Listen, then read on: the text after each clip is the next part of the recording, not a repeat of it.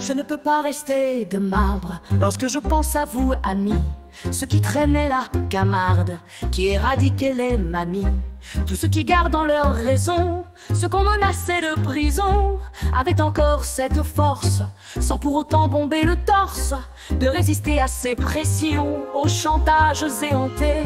Une immonde répression serait-il bientôt déporté? Quelle profondeur de mensonge, quel degré de corruption devrons-nous longtemps supporter ce monde de compromission? Ces dégénérés psychopathes complètement déjantés, dont les délires mondialistes mettent en danger nos sociétés. Sommes-nous encore capables, ne serait-ce que pour nos enfants, de nous lever et de combattre dans un grand élan triomphant? Nous le pouvons et le devons, c'est ainsi que nous survivrons. Rappelez-vous, braves gens, qui avez tout accepté, ce que vous avez dû faire sans jamais hésiter. Sans rire, vous vous êtes donné toute autorisation, permettant sans problème d'aller aux provisions. Vous aviez le pouvoir de sortir votre chien, attention pas trop loin, c'était pour votre bien.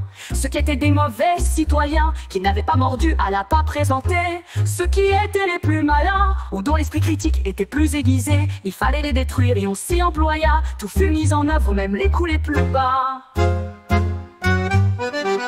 Quelle profondeur de mensonge, quel degré de corruption devrons-nous longtemps supporter ce monde de compromission? Ces dégénérés psychopathes complètement déjantés, dont les délires mondialistes mettent en danger nos sociétés. Sommes-nous encore capables, ne serait-ce que pour nos enfants, de nous lever et de combattre dans un grand élan triomphant? Nous le pouvons et le devons, c'est ainsi que nous survivrons. Il fallait pour cela trouver une méthode faisant que le bon peuple si facile à berner puisse rapidement être enfin terrassé.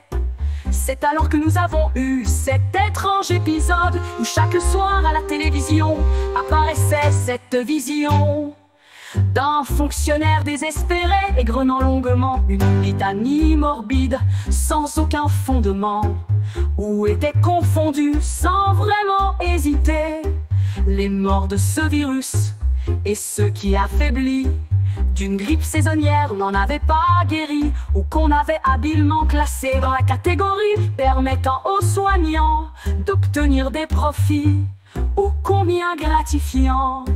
Nous ne pourrons jamais, je le jure, l'oublier. N'oublions pas non plus ce décret rivotril, ce fut pour la nation une abomination. Ce sera pour toujours une tâche indélébile que l'on puisse infliger sans discrimination, autre que celle d'un test par ailleurs contesté. Une mort programmée et sans consentement, pas plus de la famille que d'ailleurs du mourant, qui terminait sa vie dans la désolation, victime de la bêtise et de la corruption. Et quand je dis bêtise, c'est presque un euphémisme.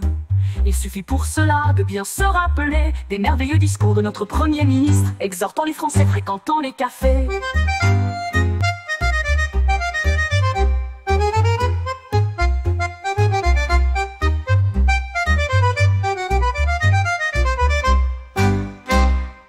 à consommer assis, tout ça pour éviter un virus pernicieux et pouvant l'éviter, ne circulant ainsi qu'à une certaine hauteur. Comment ne pas avoir en nous de la rancœur? Je vais devoir enfin pour clore cette liste citer ce que nous délivre notre cher président, qui égale à lui-même s'adressant aux sans-dents dans un discours surréaliste, exprima avec élégance son impérieuse envie, et je dois dire avec mépris que rien de ce qu'il a dit ne m'a jamais surpris.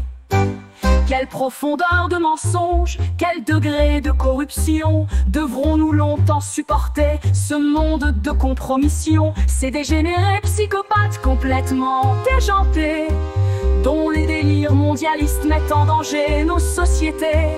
Sommes-nous encore capables, ne serait-ce que pour nos enfants, de nous lever et de combattre dans un grand élan triomphant? Nous le pouvons et